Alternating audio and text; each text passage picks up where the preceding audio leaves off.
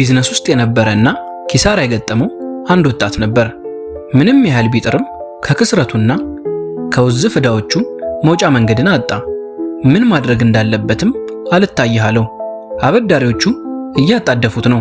አቅራቢዎች ለወሰዳቸው ዕቃዎች ክፍያ እንዲፈጽም በየቀኑ ይወተውቱት ነበር።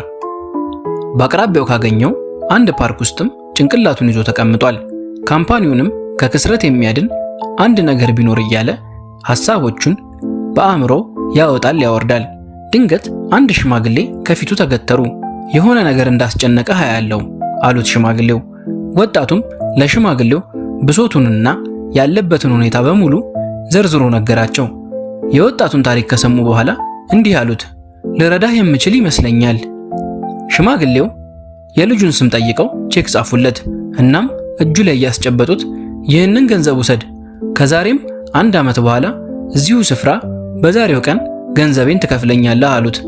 እናም ሽማግሌው መንገዳቸውን ቀጠሉ፣ ከፊቱም ተሰወሩ። ማጥ ውስጥ የገባውም የቢዝነስ ሰው እጁ ላይ ያለውን ቼክ ተመለከተ። የገንዘብ መጠኑ $500,000 ነበር። ፊርማው ላይም ያለው ስም ጆን ሮክፌለር ይላል። ሮክፌለር የዓለማችን የምንጊዜውን ባለጸጋ ሲሆን ንብረቱ አሁን ላይ ባለው ገንዘብ ሲሰላ $318.3 ቢሊዮን ይሆናል። የሮክፌለርን ስምና የግማሽ ሚሊዮን ዶላር ቼክ ሲመለከት ወጣቱ የደስታ ሳግ አነቀው። አሁን ያሉብኝን ችግሮቼን እና ብድሮቼን በቅጽበት ማቃለል እችላለሁ አለ በእፎይታ እየተነፈሰ። ነገር ግን እንደዛ አላደረገም። ይህንን ቼክ ወሰደና ካዝና ውስጥ ቆለፈበት። የግማሽ ሚሊዮን ዶላር ቼክም ለሱ እንደማይወድቅ ማረጋገጫ ሆነው ቁጭ ብሎም ማሰብ ጀመረ። ቢዝነሱን እንዴት ከክስረት ማዳን ይቻላል? አሁን ላይ መውደቅ አያስፈራውም። ቢከስርም ቢወድቅም የሚከፍለው ገንዘብ አለው። ተስፋውንም አደሰ። ከአበዳሪዎቹና አቅራቢዎቹ ጋር ተደራደረ። ጊዜም እንዲያራዝሙለት አሳመናቸው።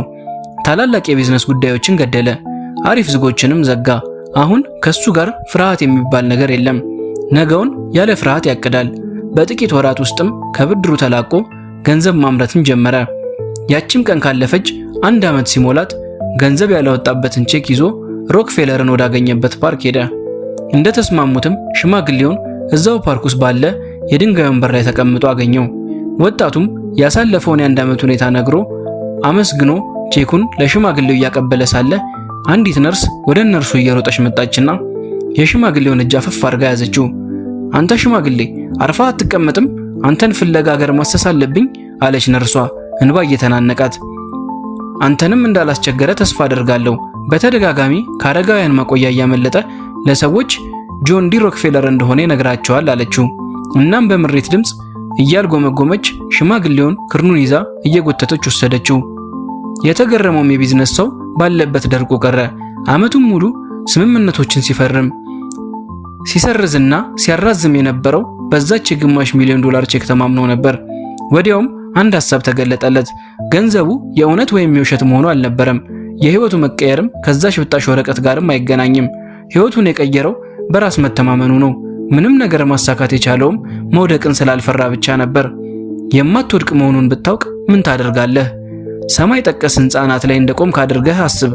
የህንጻውን ጠርዝ ላይ የመራመድ ድፍረት አለህ?